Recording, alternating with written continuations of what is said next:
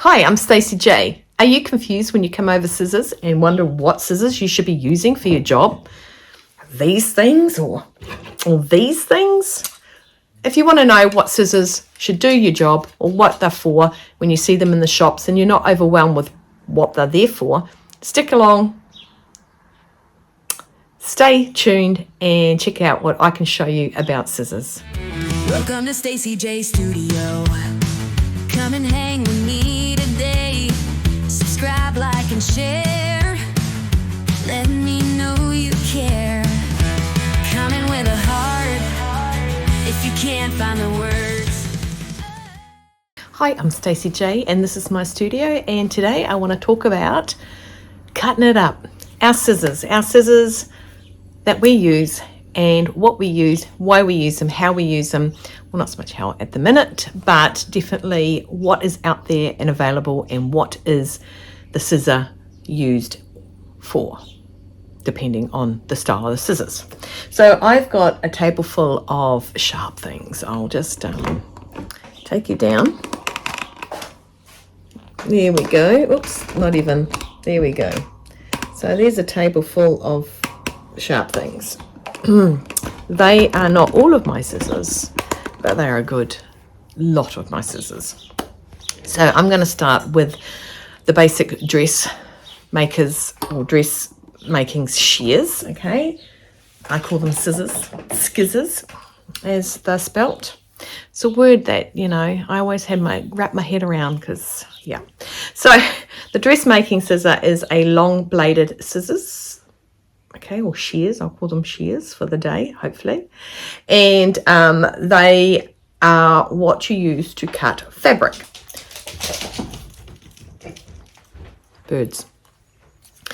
A nice wee handle, a comfortable handle to hold your scissors. This is how I hold my scissors. I have my pointer finger, index finger out, and it cups under there, and the control with holding that steady and the thumb going up, I find very, very easy rather than having my little finger out and trying to do it, that maneuver. Okay, the stretch of my hand is longer, but I'll go over cutting and cutting out in another lesson. So these are the dressmaking shears. I am a Fiskars girl. I do love a good Fiskars. I also do love Kai scissors. Okay, I am not affiliated with anyone, whether it be scissors or anything. Okay, so that is my Fiskars shears. These are the ones I use the most. I also have these shears. They are bigger than my head. They are huge. I acquired these, and they sit mainly on my wall of death, which is where all my tools sit. There's some gnarly looking tools on there. That's why I call it that. My hammer's on there. People go, why have you got a hammer in your room? Because I do. So these are also shears, dressmaking shears, more of a tailor shears. Here is another one. Okay, I got these ones from Lincraft. I just wanted them because I collect stuff that sews. Just another nice long blade. You don't want to cut anything with them except for fabric. Okay, and sharpen them once a year maybe, if you can get around to it, and find somebody that does sharpen scissors. It's a little bit hard here in my little neck of the woods. And here's another set, but the blade is rather short on these. Okay, and this one keeps my hand so my blade can slide along, and the only thing lifting the fabric is the blade itself. So, and that's just got the lift up. Another Fiskars one. So those are my main scissors that I use. I would like to get another pair of these with a longer blade. I think Mum wants a pair with a longer blade as well. I'm looking at my source of where I purchased them from to see if they've got the longer blade sitting there. Okay, the next one we've got are pinking shears. Now, I always forget the word pinking. I don't know why I do, but it is a zigzag blade. Okay, you would have seen in lesson 1, I bought these up. A zigzag blade, these are for cutting into fabric to stop them from fraying. It's a way of anti-fraying. The other way, of course, is overlocking. But if you don't have an overlocker, this really works. So when I cut out my little fabrics that go inside my book of what I've made, I pinking shear them so that they don't fray inside my book. Yeah, so that's not the only reason, but yeah, so it does stop. So if you don't have an overlocker, get yourself a pair of pinking shears, okay, and you can just snip all the seam allowance off your scissors. But I like these ones. Again, another Fiskus brand. I did actually get handed some by Mr. Christopher's mum, and they're just a silver vintage kind of pair, but they work perfectly. I love snips like that. Right, so the other one we've got is an embroidery one. I'm just looking for, and these are little ones that get nice and close to your embroidery work. Oh, I've got this one. It's not a flamingo, but you know, just saying. So these are quite classic. They're in most shops. Just a little snips, sharp pointed end. Okay, another sharp pointed end. These are both Kai scissors. Okay, they're good for cutting out the wedges. This is my favourite pair of Kai. Okay, that's the first pair I ever bought. These are really good for cutting out the wedges when you are going on a concave or a concave circle. So, you know, in your neckline, around your sleeves, that's what I use to cut out the nice and sharp. Kai scissors are nice and sharp. I actually do have a pair of dressmaking scissors from Kai as well. They're nice. They're nice. Again, here's your finger patch where your finger goes in them. Okay, so there's actually a position there for your finger to go. So these are just little snip scissors. Yeah, great for that delicate, getting nice and close, getting sharp. Got the nice little sharp points on them. Really good scissors. I love them. You got serrated scissors. I actually do not have a pair of serrated, which means that the blade actually has a little serragation on it. So what it does is, I'll actually take a picture and put a picture of the serrated scissors there. I'll get a picture. And what that does is it grips delicate fabric. Sometimes when you're cutting, the fabric pushes out. There is a little grip on these ones. I don't feel these slide. Okay, so there is a little grip on these scissors here. Okay, that grips the fabric as you're cutting it. Unlike this one, which it will slide out. It will just slide down the blade. Okay, so that's what the serrated one. Now, these are for my Janome embroidery machine, and they have a little curve so you can get into the fabric. So when you start in my machine, you start and it has a tail on it. You don't want that part of the embroidery to get into the embroidery picture. Like I like my machine. I'm not an over embroiderer.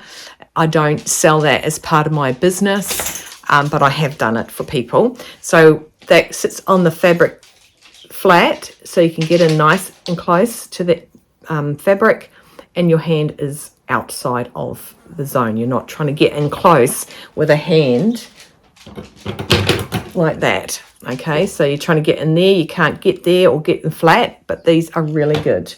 I do like these. These sit in the drawer that my Janome embroidery machine sits on. So I have everything in its place. So they are very, very cute. Now, I have got some others. I got the duckbill, which I was watching Christine from Gemini Stitches was talking about their week away. And one thing Kate said that was it Kate? Correct me if I'm wrong. Sorry if I am. Kate said that she really liked and never had used before. No, it wasn't. It was Sequin Sam. Sequin Girly Sam. Sequin Girly. Anyway, I'll link it anyway to show you which I'm talking about. Is the bill scissors, okay? The duck bill scissors. Now, when you cut it, if you have a look, you can see that it slides away that way. Okay, and as it comes down, it cuts straight. right? I don't know if you can see that. It cuts straight. So what it does is it's pushing your seams away, this thin seam. So as you've got the two seams together, this can go in nice and close without cutting the actual fabric. So it's actually really good to get nice and close in. And I also have another one here, which has it sitting on the tip like there. I just show it that way, right? That also pushes the seam away as you're cutting to clear any fabric. So those are two of mine. That one sits next to me all the time. Nice and sharp. I actually use it to snip threads because now my girls are walking around because Miss Victoria is at home and they want to get inside the house and she has just binned them into my studio. So sorry about the tick, tick, tick, tick of their toenails on my floor. And now Mabel's going to have a cow. Right, so the other ones we have, I've got another pair of sharp scissors, which are pretty good to go in for cutting little sharp bits off. And paper scissors. On your beds, please. Okay, I've just got them to sit down. Paper scissors. Now, let's separate our scissors. Material for material, paper for paper. I bought a set of two of these, one smaller than the other. One smaller than this, sorry. Pink handles. I bought them for $3 at Kmart. And these are brilliant, brilliant, brilliant paper scissors. I love them. I love them. And they slide easy. So these are my grab go-to scissors for paper. These are paper scissors. They were gorgeous. I got them from Merchant and Mills. There's a place up in Auckland I bought them from, out at St. Luke's, and I bought these on $90. A lot of money for paper scissors, considering these were half of a set of $3. But these are divine and beautiful, and yes, I do use them, and I do love them. They're gorgeous. Paper scissors, you would think, not paper scissors. There was a little box they sat in, but yeah, I'm not a box collector. Okay, so those are your main scissors, and then you've got other things that you're going to cut. Now, a lot of people I've found, especially watching on YouTube, and I don't do bulk of this particular thing, but another thing we have is our rotary cutter. Sorry, someone's texting me. They live in the Solomon Islands, so I'm just quickly reading it. Sorry, how rude. So rotary cutters. Now, I have 3 different styles of rotary cutter. Okay, Olaf is a very, very common brand in New Zealand. Okay, these are 45mm blade. Same with that one. So they all come out differently. This one here, I pull that back and the safety cover disappears. Always make sure that you lock your safety cover on because these little sucker blades, they cut a lot. A lot of people who have wrist issues use blades. I just had Queenie's son Luke asked me about rotary cutters, and because he's 18, so I was like, you want to get in, learn how to use them now, become real au fait with them. I use them mostly on straight cutters and straight things. Change your blades. Anything blunt, change it. Blunt is dangerous, okay? You think sharp is dangerous, blunt is more dangerous than sharp. Okay, so 45mm, there's titanium blades. I've gotten these. This one, sorry. This one, a little handle. Oops, handle locks out, and then you can lock it open with this little button here. Okay, and that locks that blade out. I barely use that one. That one still hangs on my wall of pain. These two sit in my little container over there that I go to. It's my go-to container for stuff. Again, this one pops back and it locks in. You unscrew that, okay, and the blade comes out. I do recommend using them, but take your time. Learn how to use them, learn how to handle them. And really good is your smaller blade. This, I can't even see what blade this is or what size this one is. I've had it for ages. I barely use it. Okay, again, it's a pull down. There's your blade. I do need to get new blades of this. For smaller cuts around corners, okay, this is a big blade. So again, training versus this one. I know a lot of people will have the smaller one for tighter curves under arms, around necks, etc., etc. Okay, make sure you put them back into safety mode when they're sitting on your table. You bump it, you cut yourself all the fabric with this, you won't be happy. Right, so that is the cutting of fabrics and paper. Then we've got, I'm going to go through a few other smaller things, is your snips. Okay, I have one at each station. I sometimes get up and take it to the ironing table, which is just that table there, and I end up with a ton of snips on my ironing table. I do need to actually tie it onto my machine, so I stop walking away with them.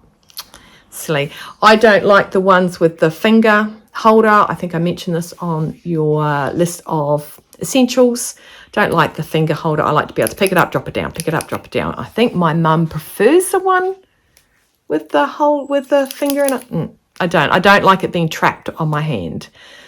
I guess that's why. So I love these snips. I've got tons of them, and they're everywhere. So we also have a thread cutter. It's mainly worn around the neck. I do not have one. I have multiple scissors, but in my threading little machine I have, there is a little thread cutter there, and that's the only time I use a thread cutter. I don't have one wrapped around my neck.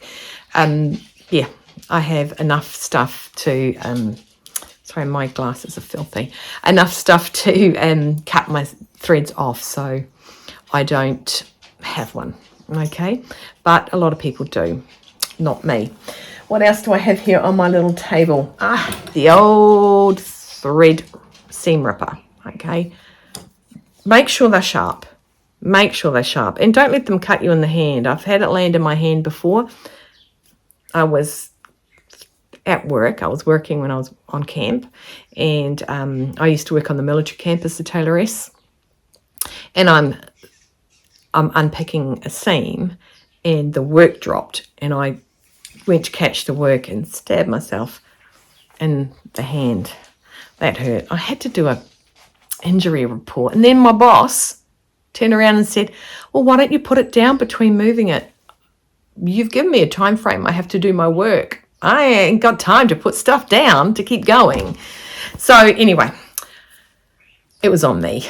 I stabbed myself. These, I love the bigger ones. I like to be able to really get it. You've got the little small Singer ones that come down at about that big, and they got this tiny little thing. I like to grip things. I like to know I'm holding it, and make sure, again, these are sharp. Once they dull up, you're pushing through, and the ability to harm your work or yourself becomes a heck of a lot more dangerous. I actually have one that hangs around my neck, but it's blunt. It was blunt when I bought it, but I do love it. I do need to know how to get a new one in there.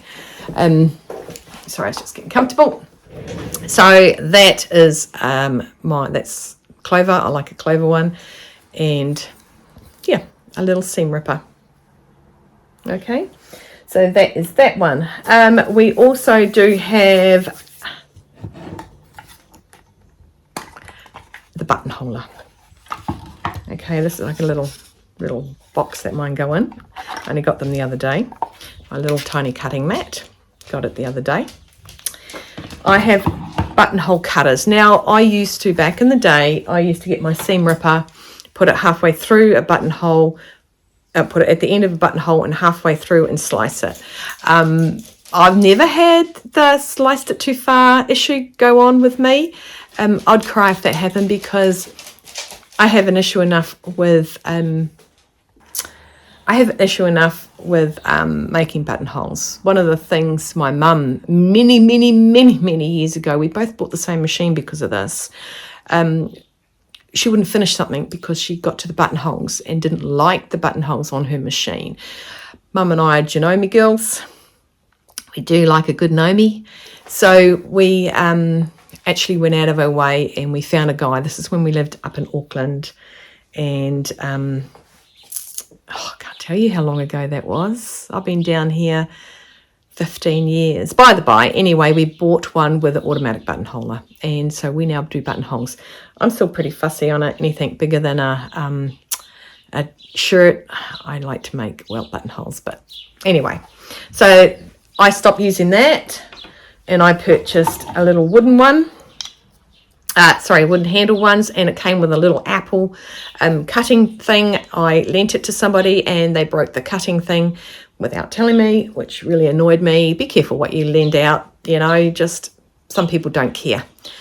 So I then bought another set which had my white handles. I've only recently bought this, only recently came to me the other day. White handles and the little cutting mat, and you can see on the cutting mat I've already made some holes. I made a pair of jeans the other day.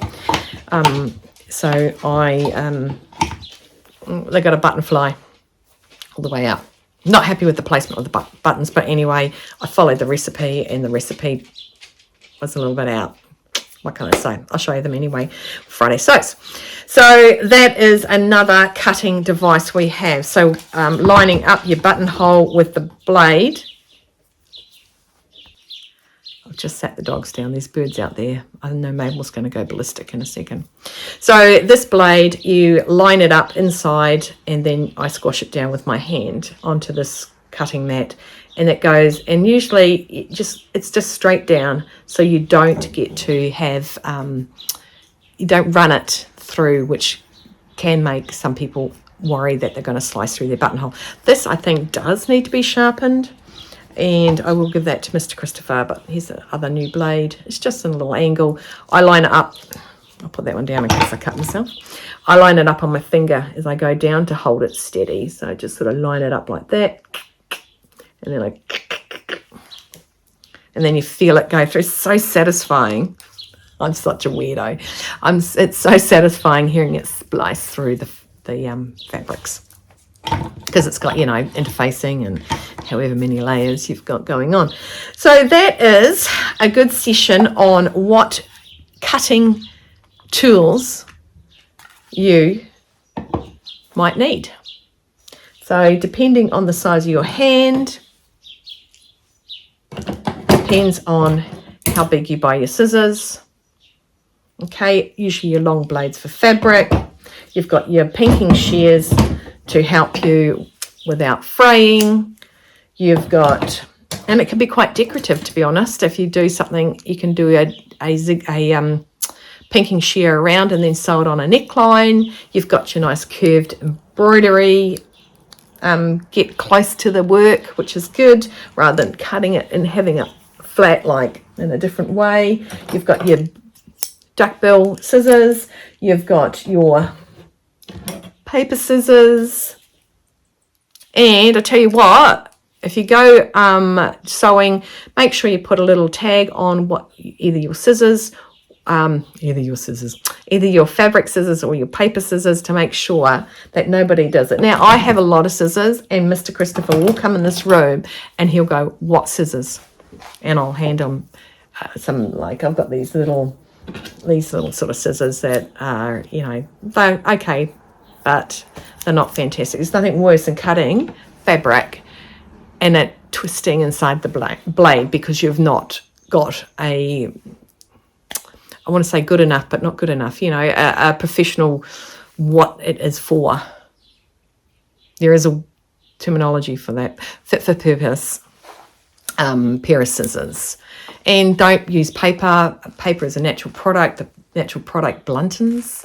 Okay, so if you pin through paper as well, it will blunten. Okay, so make sure you sharpen them. Sharp scissors is a healthy pair of scissors, and the way to keep your scissors sharpened is by being regular with your sharpening process. Mr. Christopher knows how to sharpen knives, so I get him to do my blades. Don't sharpen, obviously, serrated blades because you can't and you'll wreck them. It's like sharpening a tomato knife. You don't. So there you go. So if you have any questions in regards to scissors, shears, pinking shears, embroidery snips, all sorts, drop it down and I'll endeavour to answer the question. But that is the range of scissors that can be available and are available for you to use to keep your job as easy as possible. Don't use the wrong tools for the wrong job. It'll take you twice as long and can mess up your work.